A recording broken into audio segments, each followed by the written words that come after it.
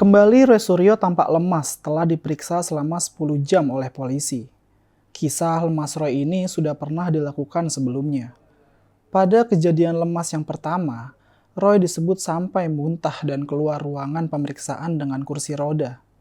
Sekarang, dalam penampakan lemas Roy yang kedua, dia menggunakan penyangga leher dan dipapah oleh istri serta kuasa hukumnya ketika berjalan ke dalam mobil.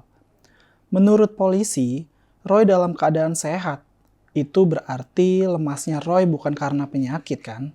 Jika Roy sampai keluar dalam keadaan dipapah dan mengenakan penyangga leher, netizen menganggap mungkin karena pertanyaan penyidik terlalu berat untuk dijawab. Pertanyaannya bisa jadi rumit, muter-muter, atau justru terlalu jujur sehingga nggak bisa dihindarin. Anggapan lainnya, Roy sedang berakting dalam kondisi susah. Mungkin ini terdengar aneh, tapi bagi orang-orang yang mapan sejak lahir, membayangkan jadi orang susah itu nggak gampang. Bagaimana rasanya lapar dan tidak punya uang? Ini pertanyaan yang mungkin nggak bisa dijawab oleh orang-orang yang terlahir kaya. Sebab, kalaupun mereka merasa lapar karena berpuasa misalnya, kondisi mereka serba cukup. Akting lemasnya Roy itu tampak tidak natural. Ada kesan Roy sedang memelas agar tidak mendapat tekanan publik dan tekanan hukum. Maka ketika Roy tidak ditahan, salah satu pertimbangannya bisa jadi karena baru ditanya aja dia udah lemas. Roy mungkin tidak membayangkan akan terseret kasus yang awalnya hanya dianggap dia cuma main-main. Dalam logika mayoritas, mengejek minoritas itu hal yang wajar. Kalaupun minoritas marah, kemarahannya nggak akan berlanjut karena hukum. Dalam unggahannya, Roy Suryo mengolok-olok patung Sang Buddha. Ia juga menyertakan kata lucu dan ambiar. Dia tahu bahwa foto itu diedit. Dia tahu juga bahwa patung Sang Buddha itu simbol suci bagi agama Buddha.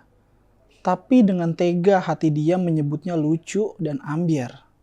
Upayanya untuk mengejek Jokowi dengan memposting meme stupa Borobudur itu malah berakhir petaka. Umat Buddha merasa tersinggung. Sebenarnya, non-muslim itu umumnya adalah pribadi yang sabar saat diejek mayoritas. Udah biasa kok. Tapi yang membuat mereka tersinggung adalah karena Roy dianggap sebagai tokoh yang besar. Tidak pantas mantan menteri melecehkan agama lain. Sudah tahu foto itu editan, dan dia juga paham kok bahwa menistakan agama lain itu tercela. Artinya, dia melakukan itu secara sadar. Inilah yang kemudian membuat dua pelapor beragama Buddha memutuskan untuk melaporkan Roy. Sebab kalau tidak dilakukan, banyak orang yang mengikuti jejaknya. Dan jika Roy sampai melenggang bebas, akan ada lebih banyak penistaan agama terhadap kaum minoritas. Ini tentu akan jadi presiden buruk. Maka untuk memangkas lingkaran setan, Roy mesti bertanggung jawab. Dia harus menjadi contoh bahwa hukum di Indonesia tidak pandang bulu.